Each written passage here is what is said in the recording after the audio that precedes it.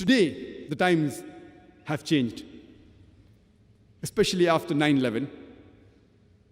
We find that the Muslims on the receiving end. There is virulent propaganda about Islam on the international media, whether it be the international newspapers, the international magazines, the radio broadcast stations, the television channels. There is virulent propaganda about Islam. They are bombarding people with misinformation about Islam. It's the duty of every Muslim that he tries to remove these misconceptions.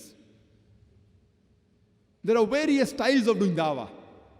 The most commonly used is that you speak 1,000 good things about Islam to a non-Muslim.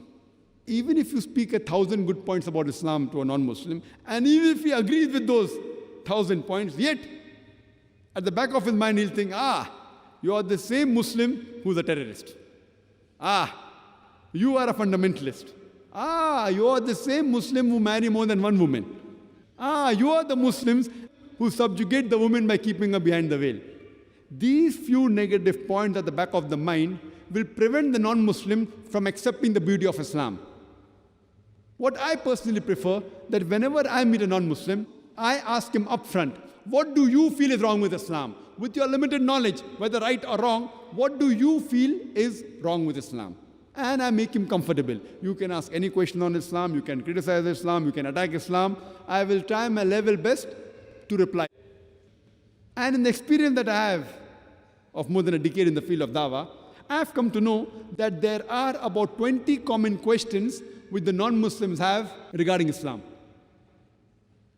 And when they ask you 3 or 4 questions, invariably it falls amongst these 20 common questions.